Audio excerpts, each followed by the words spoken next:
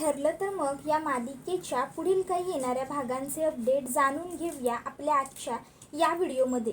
चला तर मग प्रेक्षकांनो सुरुवात करूया आपल्या आजच्या व्हिडिओला. तर इथे आपण आता पाहणार आहोत की कशा पद्धतीने इकडे आता अर्जुन आणि सायली समोर दोन खूप मोठमोठ्या सत्यांचा खुलासा होणार. आता नेमकं कोणतं मोठं सत्य आहे, कसला खुलासा होणार, या सर्व गोष्टींचे अपडेट आपल्या व्हिडिओमध्ये अगदी सविस्तर पाहूया. तर प्रेक्षकांनो आता आपण सध्या पाहतोय की इकडे आता कशा पद्धतीने अर्जुन आणि सायली हे दोघंही जण मिळून मुलींना शोधण्याचा किती कसोशीने प्रयत्न करत आहेत, पण मुली या अजूनही सापडत नाहीयेत. तर आता काय होतं इकडे, आता इथे जी श्वेता आहे ती खूप जास्त कंटाळलेली आहे, इरिटेट झालेली आहे. सतत खोटं खोटं गोड गोड बोलणं, सतत खोटं खोटं गोड हसणं, हे आता सगळं श्वेताला ना म्हणजे खूप हेक्टिक वाटू लागलेलं आहे. कारण प्रेक्षकांनो आपल्याला तर माहिती आहेच की श्वेता ही पहिल्यापासून श्वेता ही नसून ती साक्षी शिखरे आहे. आता ऑफकोर्स एवढं रोज रोज रोज खोटं हसायचं, खोटं नाटक करायचं, यामुळे आता ती खूप जास्त ना थकून गेलेली आहे. पार तिला असं इरिटेड होत आहे. तिला वाटत आहे की काय हे माझ्या पदरात पडलेलं आहे, रोज रोज खोटी खोटी नाटकं, किती दिवस मला आणखीन ही अशी करावी लागणार आहेत, मला काही कळत नाही आहे, असा ती विचार करत असते. खरं तर ह्या सगळ्या खोट्या खोट्या हसण्याला, ह्या सगळ्या खोट्या खोट्या चांगल्या वागण्यामुळे श्वेता ही खूप जास्त चिडलेली असते. श्वेताला असं झालेलं असतं की कधी एकदाचं मला माझ्या मूळ रूपात येता येईल. एकदा की मी माझ्या मूळ रूपात आले ना की मग मी या सगळ्या सुभेदारांना दाखवेन. यांची वाट लावायची आहे म्हणून खरं तर मी हे रूप घेतलेलं आहे. पण हे माझ्यावर एवढा जीव लावतायत, यांना कळतही नाही आहे की हे लोक ही किती मोठी चूक करतायत ते. असो, जर त्यांना कळत नाही आहे तर हे माझं उत्तम स्किल आहे. पण हे रोज रोजचं खोटं वागणं, खोटं हसणं, या सगळ्यामुळे ना आता मला खूप जास्त चीड यायला लागली आहे. मला ना खूप जास्त तिटकारा येतोय. रोज रोज रोज रोज त्या कार्ट्यांची काळजी घ्या, रोज रोज त्यांना सांभाळा, रोज रोज सगळ्यांबरोबर गोड गोड बोला. तुम्हाला हे देऊ का, तुम्हाला ते देऊ का, तुम्हाला हे हवंय का, तुम्हाला ते हवंय का. ओ माय गॉड, इथे जेव्हा मी अण्णांबरोबर राहत होते तेव्हा लोक माझ्या दिमतीला असायचे, नोकर चाकर सतत इर्तगिर्त फिरत असायचे. आणि आता आज मी एक नोकर म्हणून दुसऱ्याच्या घरात राहते, ते सुद्धा तशा व्यक्तीच्या ज्याने माझ्यावरती खुनाचा आरोप लावला, ज्याने मला एवढे दिवस नाही तर तब्बल 1-2 वर्ष तुरुंगामध्ये खडी फोडायला लावली. काय माझं नशीब आहे असा विचार करत ती तिच्या नशिबाला दोष देत तिच्या खोलीमध्ये बसलेली असते. ती विचार करते की नाही नाही नाही, मी कितीही थकलेले असले, कितीही कंटाळलेले असले तरीही मला अशी हार मानून चालणार नाही. मला काहीही झालं तरी माझं काम सुरू ठेवायचंच आहे. काही झालं तरी आम्हाला ह्या सुभेदारांना हरवायचं असेल तर आमच्याकडे आम्ही जे करतोय त्याशिवाय कोणताही पर्याय नाही आहे. मग आता ती अर्जुन सायलीचा तिच्या बॅगेतला एक फोटो काढते आणि त्या फोटोवर तुम्हाला सोडणार नाही मी असं म्हणत एक काळी पुल्ली मारते. आता ती काळी पुल्ली तिने मारलेली असते इतक्यात त्या ठिकाणी रडत रडत गौरी आलेली असते. गौरी खेळताना पडलेली असते आणि तिला खूप जास्त लागलेलं असतं, त्यामुळे ती रडत असते. आता ती लगेचच श्वेताला म्हणते, श्वेताताई अगं बघ ना मला केवढं लागलंय ते. त्याबरोबर आता श्वेता ही चांगली ताई बनण्याचं नाटक करण्याच्या नादात तिने फोटो अर्जुन आणि सायलीचा काढलेला असतो तो ती तिथे तसाच त्या टेबलावरतीच ठेवून देते आणि गौरीला उचलून घेते. आता तिने गौरीला हातात उचलून घेतल्यावर गौरीला तिने त्या फोटोवर पुल्ली मारलेलं दिसतं. त्याबरोबर मग श्वेता ही गौरीला म्हणू लागते की गौरी अगं बाळा जरा हळू खेळायचं होतंस ना, हळू खेळली असती तर नसतं ना लागलं तुला. जाऊ दे बरं, आता लागलेलं आहे ना, ये इकडे, तू माझ्याकडे ये, मी तुला जरा मलम लावून देते. किती खरवटलंय गौरी, जरा हळू खेळत जा, तुला कितींदा सांगते पळत जाऊ नको, मस्ती करत जाऊ नको, पण नाही तू माझं कधीही ऐकत नाही ना. त्याबरोबर मग गौरी ही तिला म्हणते थँक्यू श्वेताताई, पण मला खूप दुखतंय. मग श्वेता तिला सांगते की रडू नको बरं, शांत राहा. आता गौरी ही तिच्याकडून मलम वगैरे लावून घेते. आता गौरीला कळतच नसतं की हिने अर्जुन दादा आणि सायलीताईच्या नावावरती आणि त्यांच्या फोटोवरती ही अशी पुल्ली का काढलेली आहे. ती विचार करते की मी विचारू का, पण नंतर नको म्हणते. उगाच श्वेताताई रागवली, मग त्यापेक्षा मी सायलीताईलाच नंतर जाऊन सांगेन. त्याबरोबर मग श्वेता विचारते, गौरी बरं वाटतंय का बाळा? गौरी हो म्हणते आणि आता ती तिकडनं सायलीकडे येते आणि ती सायलीला विचारते, सायलीताई आपण कोणाच्या फोटोवरती पुल्ली का ग मारतो? त्यावर सायली म्हणते, तुला कोणी सांगितलं पुल्ली मारायची असते फोटोवर? असं कोणी कोणाच्या फोटोवर पुल्ली मारत नाही बाळा. त्यावरती म्हणते, अगं आत्ताच मी बघितलंय की आपल्या श्वेताताईने तुझ्या आणि अर्जुन दादाच्या फोटोवरती पुल्ली मारलेली आहे. खरंच? त्याबरोबर हे ऐकून सायलीला आश्चर्य वाटतं. सायली म्हणते, काय? त्यावरती म्हणते, हो अगं आता माझ्या पायाला खेळता खेळता लागलं होतं ना, म्हणून मी तिच्याकडे गेले होते मलम लावण्यासाठी. तर तुला माहिती आहे त्यावेळी मी पाहिलं की तिने तुझ्या आणि अर्जुन दादाच्या फोटोवरती पुल्ली मारलेली आहे. सायली म्हणते, नाही नाही बाळा, तिने पुल्ली वगैरे काहीही नसेल मारलेलं, तू चुकीचं बघितलं असशील काहीतरी. मुळात तिच्याकडे माझा आणि अर्जुन सरांचा फोटो जाईलच कुठून? तुझं काहीतरी चुकलं असेल. त्याबरोबर श्वेता ही असं काहीही करणार नाही असं सायली आता तिला समजून सांगते. गौरी म्हणते, सायलीताई अगं मी स्वतः पाहिलेलं आहे ना, श्वेताताईने खरंच तुझ्या आणि अर्जुन दादाच्या फोटोवरती पुल्ली मारलेली आहे. मी खरंच बघितलंय ग. त्याबरोबर आता हे ऐकून सायलीलाच आश्चर्य वाटलं की हे कसं शक्य आहे? श्वेता माझ्या आणि यांच्या फोटोवरती पुल्ली का म्हणून मारेल? मग सायली ही श्वेता इकडे लगेचच गौरीला जवळ घेते आणि म्हणते, गौरी बाळा हे बघ, आत्ता जे तू बघितलंयस ते नक्की बरोबर आहे की चूक आहे हे आपल्याला माहीत नाही आहे. म्हणून आता तू असं कोणालाही सांगायचं नाही की श्वेताताईने अर्जुन दादा आणि सायलीताईच्या फोटोवर पुल्ली मारली. कळलं? आता हे आपल्या दोघींमधलं टॉप सिक्रेट, ओके? त्यावर गौरी होकार देते. सायली म्हणते, जा पळा खेळायला जा. त्याबरोबर मग ती खेळायला जाते. त्यावर हा नेमका काय प्रकार आहे? श्वेताने खरोखर असं काही केलं असेल का की खरोखर मी म्हणते तसंच इकडे आता गौरीला भास वगैरे काहीतरी झाला असेल? नक्की काय आहे काही कळायला मार्गच नाही आहे. पण जर गौरी म्हणते ते खरं असेल तर श्वेताने असं का केलं? आणि मुळात तिच्याकडे आमचा फोटो गेलाच कुठून? मग काय गडबड आहे नेमकी ही सगळी हे शोधून काढायला हवं असं इकडे सायली विचार करत असते. अर्जुन तिकडे येतो, तिला विचारतो काय झालं, पण सायली आता विचार करते की नाही नको, मी यांना सध्या तरी काहीही सांगायला नको. जर यांना काही सांगायला गेले तर उगाच यांना आणखीन जास्त टेन्शन येईल. आधीच्यांना यांच्या कामाचे व्याप काही कमी आहेत का?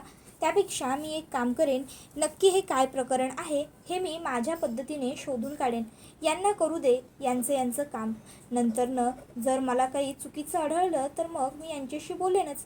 तसंही गौरी ही लहान आहे आणि लहान मुलांचं एवढं मनावर घेणंही चुकीचंच आहे ना.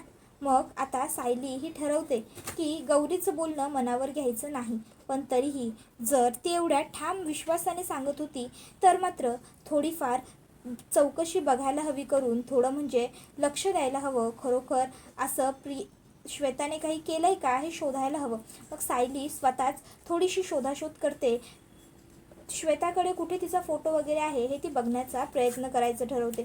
तर दुसरीकडे इकडे आता जो सचिन आहे तो आणि राकेश ते दोघंही त्या ठिकाणी पोहोचलेले असतात जिथे आता ते पेनड्राईव्ह होतं. मग तिथे आल्याच्या नंतर इकडे ते दोघंही जण विचार करतात की महिपतने आपल्याला सांगितलं आहे की काहीही झालं तरी डायरेक्ट पुढे जायचं नाही. तिथे नक्की पोलीस वगैरे कोणीतरी असणार.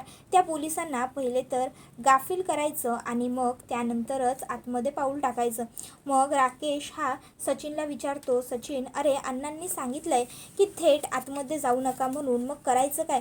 पोलिसांना गाफील करायचं कसं? त्याबरोबर मग सचिन म्हणतो, त्याची काळजी तू नको करू, काय करायचं ते मी बघतो. आणि त्याच्यानंतर सचिन जातो आणि जाणबुजून पाल्या पाचोळ्यात थोडासा आवाज करतो.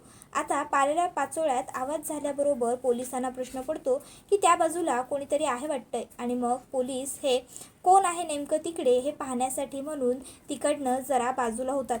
त्याबरोबर लगेचच तीच आयती संधी साधून इकडे सचिन आणि राकेश हे दोघंही जण पुढे सरसावतात.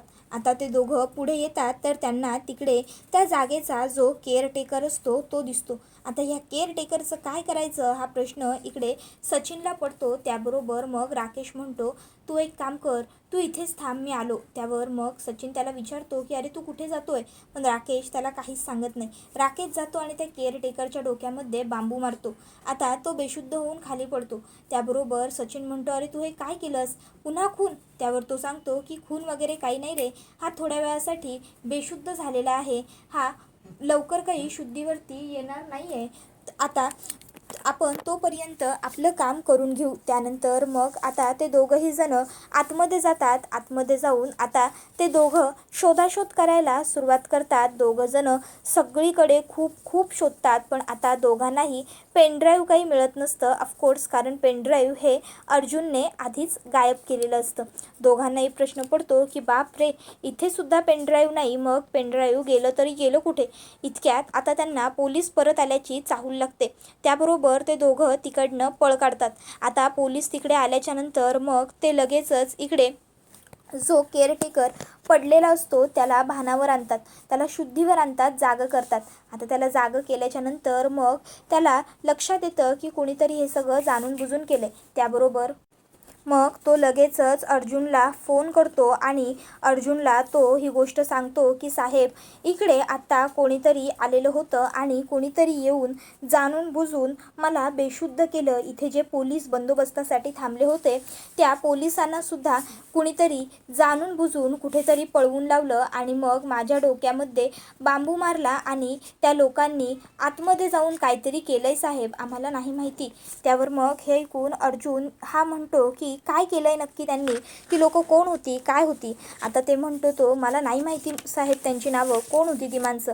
त्यावर चैतन्य म्हणतो अरे तुला नावं नाहीच माहिती आहेस, हे आम्हाला माहितीच आहे, आम्ही तुला विचारतोय तू त्यांचे चेहरे वगैरे पाहिलेस का. त्यावर तो हो, मी थोडे थोडे चेहरे पाहिले असं सांगतो. मग आता ती माणसं कशी होती, काय होती याचं वर्णन वगैरे त्या लोकांना विचारलं जातं. पण आता अर्जुनच्या आणि चैतन्याच्या मनाला सुद्धा ही गोष्ट शिवत नाही की यापैकी राकेश किंवा सचिनचा हात असेल. नाही म्हणजे कितीही नालायकपणे वागला असला सचिन तरी इतक्या खालच्या पातळीला जाऊ शकेल असा विचार ऑफकोर्स अर्जुनच्या मनामध्ये येतच नाही. आणि राकेश तर सध्या सर्वांच्या गुडबुकमध्ये आहे, त्यामुळे राकेशवरती डाऊट घेण्याचा प्रश्न उद्भवतच नाही. मग त्यामुळे इकडे आता या दोघांचं मात्र मस्त फावत असतं. तर इकडे आता तो माणूस म्हणतो माफ करा साहेब, तुम्ही माझ्यावरती एवढ्या विश्वासाने ही एवढी मोठी जबाबदारी सोपवलीत आणि मी काय केलं, मी तुमच्या जबाबदारीला, मी तुमच्या विश्वासाला खरा नाही उतरू शकलो, माफ करा मला, माझं चुकलं आहे. त्याबरोबर अर्जुन त्याला म्हणतो की हे बघ तुझं काहीही चुकलेलं नाही आहे, तुला माफी वगैरे मागण्याची गरजच नाही आहे. त्यावर तो म्हणतो की मी व्यवस्थित पहारा नाही देऊ शकलो, त्या लोकांनी येऊन मला बेशुद्ध केलाच ना, मी जर गाफील नसतो तर कदाचित हे सगळं घडलं नसतं. पण साहेब अहो ती 2 माणसं होती ना, त्याच्यामुळे असं झालं, खरंच मला माफ करा. त्यावेळी अर्जुन त्याला म्हणतो इट्स ओके, आता फक्त काळजी घ्या. आणि यावेळी कसं कोणीतरी आलं तेव्हा मला तुम्ही लगेच सांगितलं, तसंच कधीही इथे जर कोणी फिरकलं जरी ना तरीही त्याचं सगळ्यात आधी अपडेट मला द्यायचं. काहीही इकडे घडलं तरी मला सगळ्यात पहिलं कळलं पाहिजे, कळतंय ना. त्यावर तो लगेचच म्हणतो की हो साहेब, तुम्ही काही काळजीच करू नका, काहीही झालं काहीही असलं तरी मी तुम्हाला सांगेन. त्यानंतर मग अर्जुन घरी आलेला असतो. घरी आलेल्या अर्जुनला सायली विचारू लागते काय हो, काय झालं, तुम्ही मगाशी इतक्या अचानक कुठे गेलात. त्याबरोबर मग अर्जुन सांगू लागतो की ज्या ठिकाणी आम्हाला ते पेनड्राईव्ह सापडलं होतं ना त्या ठिकाणी आज कोणीतरी गेलं होतं आणि फक्त गेलं नव्हतं तर आतपर्यंत गेलं होतं. त्यावर सायली म्हणते हे कसं शक्य आहे, आपण तर आधीपासूनच तिकडे पोलीस पण ठेवले आहेत ना बंदोबस्तासाठी. मग त्यावर मग अर्जुन सांगतो की पोलीस होते, केअरटेकर होते, तरीही हे घडलं. सायली म्हणते हे कसं शक्य आहे. मग अर्जुन सायलीला त्या माणसांनी काय केलं ते सगळं सांगते. बाप रे, हे एवढं सगळं केलं त्या माणसांनी, ह्याचा अर्थ नक्कीच त्यांच्यासाठी ते पेनड्राईव्ह खूप महत्त्वाचं आहे आणि ह्याचा अर्थ या पेनड्राईव्हमध्ये अशी कोणती तरी गोष्ट आहे जी त्यांच्यासाठी खूप खूप गरजेची आहे. आता नेमकं ह्या पेनड्राईव्हमध्ये काय आहे हे खरोखर आपण सुद्धा तपासायलाच हवं, कारण जोपर्यंत ती लोक याच्यासाठी एवढी वणवण करतायत, एवढी तंतन करतायत, त्याच्यावरून मला असंच वाटतं आहे की ह्याच्यामध्ये खूप काहीतरी महत्त्वाचा डेटा असणार आहे. जर आपल्याला यामध्ये मुलींचा पत्ता सापडला तर खरोखर आपल्यासाठी केवढं चांगलं होऊन जाईल ना. मी तर खूप प्रार्थना करते देवाकडे की देवा एकदाच्या माझ्या मुली मला परत सापडू दे. मी तुझ्याकडे आयुष्यभर काहीही मागणार नाही. त्यावेळी अर्जुन सायलीला म्हणत असतो की बायको, मी तुला म्हटलेलं आहे ना की आपल्या मुलींना नक्की आपण शोधून शकू. आश्रमातल्या मुलींना काहीही मी होऊ देणार नाही आहे. मग तुला काळजी करण्याची काय गरज आहे? तू एकदम निश्चिंत आणि निवांत राहा. काय करायचं ते सगळं मी बघून घेईन. तर दुसऱ्या बाजूला इकडे प्रतिमा आत्या आहे, ती आता म्हणत असते, कल्पना तुला मी एक बोलू का? नाही म्हणजे मला खात्री आहे सायली काही स्वतःची काळजी घेणार नाही. मग आपणच सायलीची काळजी घ्यायला हवी. सायलीचं जेवण खावण या गोष्टींकडे आपण बारीक लक्ष दिलं पाहिजे. काय वाटतं गं तुला? त्याबरोबर मग आता लगेचच इकडे कल्पनासुद्धा म्हणते की हो ना, मलासुद्धा तुझं म्हणणं पटतंय हो. कारण सायली स्वतःवरती लक्ष देत नसेल तर ऑफकोर्स तिच्या बाळाला ह्या सर्व गोष्टींचा त्रास होईल आणि तसं काहीही व्हायला नको आहे. त्यावेळी मग लगेचच इकडे कल्पना ही म्हणत असते की म्हणूनच तर मी सुद्धा तिला ओरडत असते ना, बाहेर नको जाऊस. पण सायली माझं ऐकेल तर खरं. तिला असं वाटतं की मी तिच्यावर फक्त रागवते. त्यावर मग प्रतिमा आत्या म्हणते की नाही गं, तसं काहीही नाही आहे. तिलासुद्धा कळतं आहे तू तिच्या काळजीपोटीच बोलतेस ते. पण सध्या तिचा सगळा जीव त्या मुलींमध्ये अडकलाय गं. म्हणून माझी मुलगी थोडी चिडते. तिला थोडं सगळ्यांनीच समजून घेऊया. त्यावर मग लगेचच आता प्रतिमा आत्या आणि कल्पना ह्या दोघीही जणी हसतात. त्याबरोबर हा व्हिडिओ इथेच संपतो. व्हिडिओ आवडला असेल तर व्हिडिओला लाईक करा. चॅनलवर नवीन असाल तर चॅनलला सबस्क्राईब करा. तुम्हाला ही मालिका कशी वाटते हे